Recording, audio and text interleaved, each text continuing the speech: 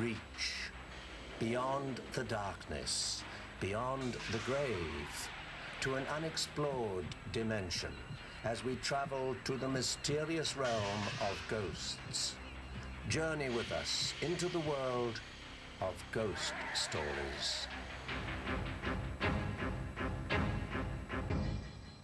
Many spirit legends are founded in the colorful and violent days of the Old West. Well, we found a story where a bizarre string of tragedies led us to an old hotel, haunted, some say, by spirits stranded in hell.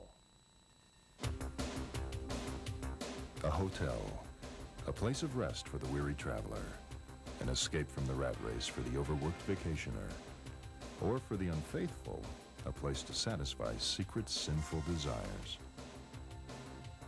Each night in hotels around the world, hundreds of millions sleep in beds, not their own, without concern for who might have occupied the room before them, or what deeds, innocent or otherwise, were done there.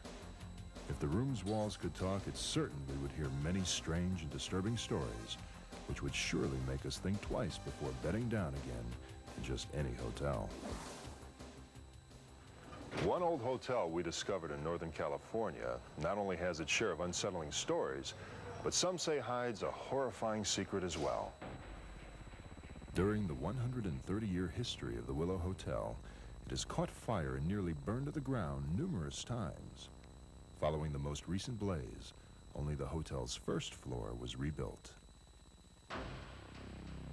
Legend has it that the fires are the work of ghosts, spirits of men who died violently in a now-defunct mine shaft, which lies 100 feet beneath the ground, on which the Willow Hotel stands today. They're called Tommy knockers, and what they are is, years ago when there was mines, they had the men above the mines who sent messages down to the miners thinking there was danger or if anything was going on, and they just did it in Morse code. It was the easiest way of telling them.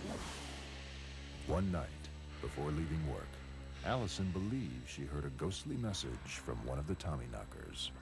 A few times I walked past the buffet, back and forth, you know, just doing my closing shifts, and each time I would hear a tapping.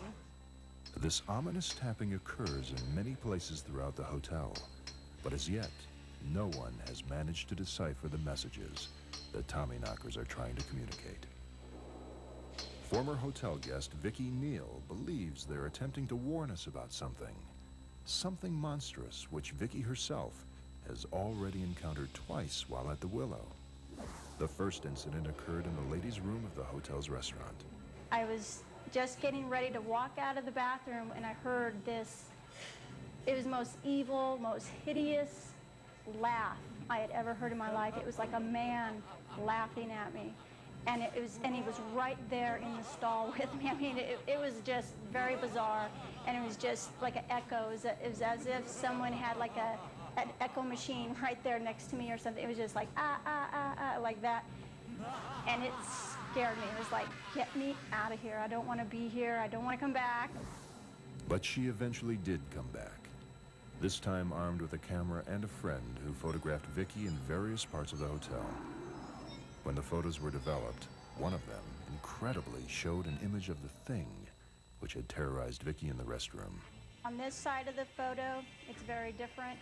I've had a lot of people look at this, and I've had the same reaction from everybody, saying, in fact, well, I have handed this picture to people, and they'll tell me, this is the devil.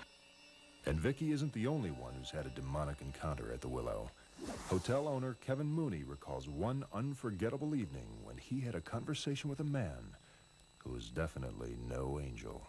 One night I was in here in the winter, and this guy walks in a trench coat and sunglasses, sits down and starts asking me questions about the ghosts. So I started telling him all the things I knew and all the stuff, and he never took his sunglasses off. The man in the dark glasses had a sinister quality, and Kevin became increasingly nervous as the menacing stranger continued to probe him with questions. I started getting a little queasy. I said, well, I'm going to close it up now. And he goes, why, you getting scared? And I said, yeah, to tell you the truth, I'm getting, a little queasy. So he says, okay, and he left. After making sure the man was gone, Kevin locked up. I turned off all the lights, and I go to go out the back door, and there's these two red eyes.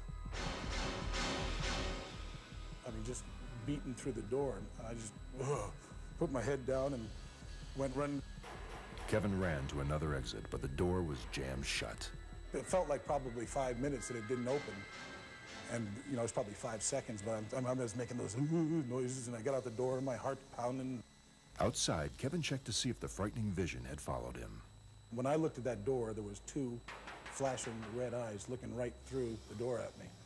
But there was nothing out there when I went out there. Who or what did Kevin Mooney see that night? Could it have really been the devil? Is it Satan's presence that the Tommyknockers are trying to warn us about? It's as good a guess as any. But there's also another possibility. Some believe the Tommyknockers' death was caused not by a disastrous cave-in, but by their unwitting discovery of a secret passage to a place unholy. A place called hell. Though this theory has not received wide acceptance, it does explain the riddle of why the Willow Hotel, which is just 100 feet above this alleged gateway, has a tendency to catch fire.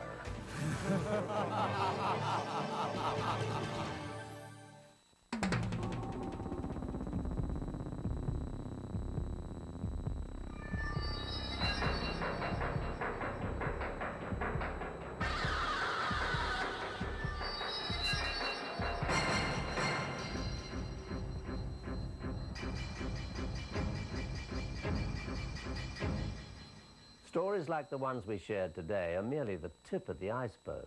There are many more out there. Thanks for joining us. Until next time, this is Patrick McNee for Ghost Stories.